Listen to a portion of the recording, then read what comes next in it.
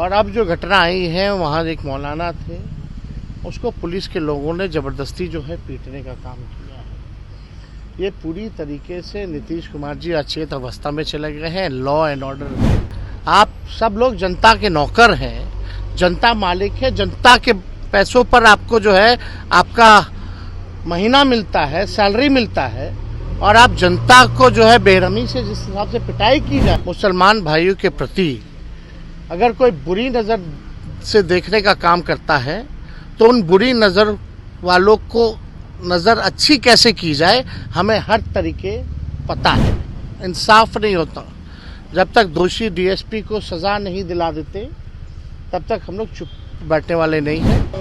नमस्कार, मैं Prince Kushwaha. First Bihar Jharkhand देख रहे हैं। नेता प्रतिपक्ष तेजस्वी यादव मधुबनी के लिए रवाना हुए हैं, जाकर उनके परिवारों से मिलेंगे। और तेजस्वी यादव इससे पहले ही बिहार में पुलिस के द्वारा जो अपराध किया जा रहा है, हालांकि पुलिस न्याय के लिए जानी जाती है, लेकिन पुलिस के द्वारा जिस तरह से आम जनों को पीटा जा रहा है, जान ले ली जा रही है, उन सभी मामलों को लेकर अब तेजस्वी यादव मीडिया के सामने नीतीश कुमार की जो पुलिस है उसका पोल खोल रहा है। बता रहे हैं कि पूरे बिहार में इस तरह का जो गंध है वो मचा हुआ है, और पुलिस जिस तरह से लोगों को मारपीट कर रही है, लोगों की जान चली जा रही है, ऐसे में मुख्यमंत्री नीतीश कुमार मौन है। क्या कुछ कर रहे थे तेजस्वी यादव, पहले आप उनके बयानों को सुने। छलावा की और जो बजट है वो बिहार के लिए ऐतिहासिक बजट है। 11 साल में अब तक क्या मिला बजट में? 11 साल के 12वां साल का है ना ये। 11 साल तक तो अब तक बजट पेश कर रहे थे, क्या मिल गया बिहार को? कुछ हुआ पूरा वादा इनका? कोई काम हुआ है 11 साल में जो आप इस 12वीं बजट को मान रहे हो? हम तो बोल रहे 11 जो पहले बजट पेश हुआ उसका क्या हुआ, उसका तो कोई हिसाब किताब ही नहीं है। ये केवल जुमलेबाजी है और कुछ नहीं। पूरी तरीके से बिहार के साथ सौतेला व्यवहार किया जा रहा है। अब कंपेयर कर लीजिए ना, गुजरात और बिहार को कितना मिला है? दूध का दूध और पानी का पानी हो जाएगा। सब कुछ तो गुजरात के लिए किया इन लोगों ने, बिहार के लिए कहाँ कुछ किया। सौतेला व्यवहार किया, विशेष राज का दर्जा पहले भी पिछला बजट में अनाउंस था ना, लगभग 60,000 करोड़ के आसपास। कहाँ है उसका, क्या हिसाब है? मिला कि नहीं मिला, मिला तो कहाँ खर्च हुआ, इसका हिसाब किताब तो बताना ही चाहिए लोगों को। तो देखिए, आज हम जो है मधुबनी बेनीपट्टी जो है वहाँ जा रहे हैं, और जिस प्रकार से बेहद दर्दनाक घटना वहाँ हुई है, एक अल्पसंख्यक को जब पुलिस के डीएसपी ने, पुलिस वालों ने बहुत पिटाई की है, बिना कोई वजह के जो है पिटाई की गई है। इसलिए हम जा रहे हैं, पीड़ितों से हम लोग मिलने जा रहे हैं। और हम आपको बता दें, ये बेनीपट्टी में ये सिर्फ यही एक वारदात नहीं है, इससे पहले भी जो है बेनीपट्टी थाना क्षेत्र के बसेट क्षेत्र में कुछ महीने पहले राहुल कुमार झा को जो है थाने वालों ने सीमा के बाहर ले जाकर के खूब पीटा। ऑटो चालक मुन्ना झा जो है उसकी हत्या कर दी गई, और लगातार जो है अभियुक्त, नामजद अभियुक्त जो है पुलिस अभी तक नहीं पकड़ सकी। धनौजा गांव में हरिमोहन झा की हत्या हुई। डीएसपी ने बयान दिया था कि इसमें शराब माफिया के लोग जो हैं वो मिले हुए हैं, संदेह था, और रिजल्ट जो है अभी तक कुछ हुआ नहीं है। और थाना के महज 3-4 किलोमीटर में ही जगत गांव है, 29 वर्षीय सुनील झा कंपाउंडर की हत्या हो गई। महीनों बाद भी पुलिस को कुछ नहीं मिला। ढाका गांव में भी कुछ दिन पहले पुलिस ने बर्बरता से कार्रवाई करते हुए वहां के ग्रामीणों को, महिलाओं को, बच्चों को जो है खूब पिटाई की।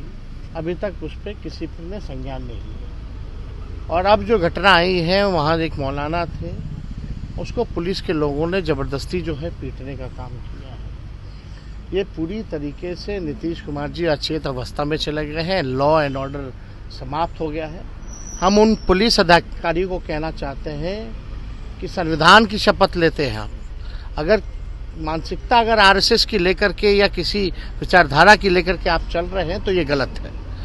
आप सब लोग जनता के नौकर हैं, जनता मालिक है, जनता के पैसों पर आपको जो है आपका महीना मिलता है, सैलरी मिलता है, और आप जनता को जो है बेरहमी से जिस हिसाब से पिटाई की जा रही है, थाने में चले जाइए, ब्लॉक पे चले जाइए, घूसखोरी हो रही है। तो इस तरह की मानसिकता अगर कोई पुलिस वाले अगर दिखाने का काम कर रहे हैं तो इसकी घोर निंदा होनी चाहिए। और हम आपको बताना चाहते हैं कि अगर कोई भी मुसलमान भाइयों के प्रति अगर कोई बुरी नज़र से देखने का काम करता है तो उन बुरी नज़र वालों को नज़र अच्छी कैसे की जाए हमें हर तरीके पता है। और अब कल की घटना हुई है, हम लोग हमारा डेलीगेशन जब तक इंसाफ नहीं होता, जब तक दोषी डीएसपी को सज़ा नहीं दिला देते, तब तक हम लोग चुप बैठने वाले नहीं हैं। हमारा दल मानव अधिकार आयोग भी जाएगा, डेलीगेशन जाएगा और इन तमाम घटनाओं की शिकायत भी करेगा। ये जिस प्रकार से बर्बरता से पीटा गया है, दर्दनाक घटना है। ये क्या मानसिकता फैली दिया है इन बीजेपी के लोगों ने। आप देखिएगा कि 20 सीटें आती हैं दरभंगा और मधुबनी में, 20 में से 17 जदयू बीजेपी के एमएलए हैं। झंझारपुर, दरभंगा और मधुबनी के एमपी सांसद जो हैं वो पूरी तरीके से भाजपा के लोग हैं, एनडीए के लोग हैं। और वहाँ से जिस प्रकार से प्रशासन पे इन लोगों ने कंट्रोल कर लिया है, ये बेहद ही दर्दनाक बात है। अब इस तरह की मानसिकता अगर पुलिसों में अगर फैलाई जाएगी तो इसकी कितनी भी निंदा ही नहीं, बल्कि सत्ता में हम रहे ना रहे, हारे या जीते, अगर कहीं भी किसी के साथ भी अगर अन्याय होगा तो तेजस्वी लड़ने का काम करेगा। कहीं भी इस तरह की घटनाएं लगातार बिहार में हो रही है। लॉ एंड ऑर्डर के सवाल पर लगातार हम बुलेटिन जारी करते हैं। हम तो ये भी कहते हैं कि बिहार में एक दिन में कम से कम 500 राउंड गोलियां चलाई जाती हैं, लेकिन कार्रवाई किसी पे नहीं की जाती है। शकील साहब की बेटे ने सुसाइड की है।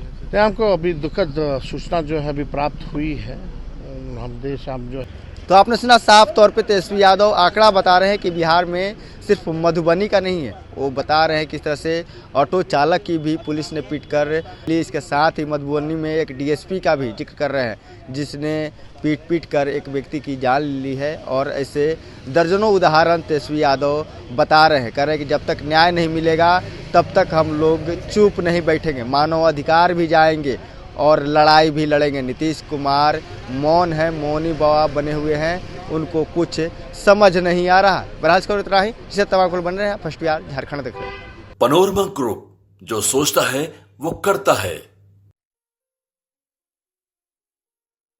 ये लो मुंह मीठा करो, आज मैंने अपना जॉब छोड़ दिया, अब हम पूर्णिया वापस जाएंगे। जॉब छोड़ दिया है?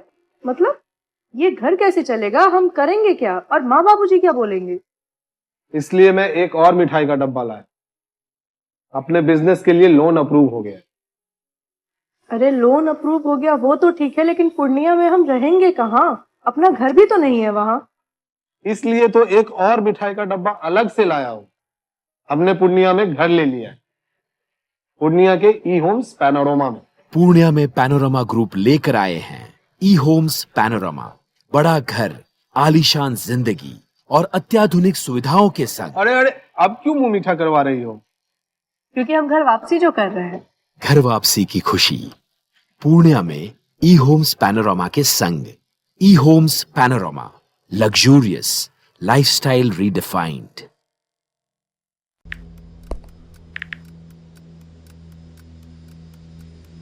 हैप्पी न्यू ईयर भाई। Happy new year. काहे रे भाई, तोर जिंदगी में ऐसा का हो गल कि तोरा की नौका साल हैप्पी लाग रहल बा? मतलब ई कि नयका साल तो आ गई, हाँ, लेकिन बदले वाला का बा?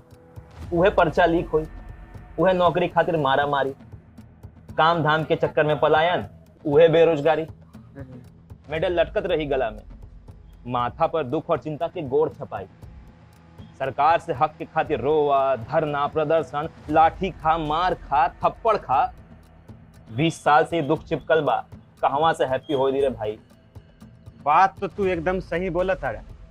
अब बता, बिहार के युवन के न्यू ईयर कब हैप्पी हुई? देखो, बिहार के युवन के न्यू ईयर तो तब हैप्पी हुई जब हमनी सब मिल के नया सरकार बनावल जाए। अरे हैप्पी न्यू ईयर। नया साल, नई सरकार, नया संकल्प, नया बिहार।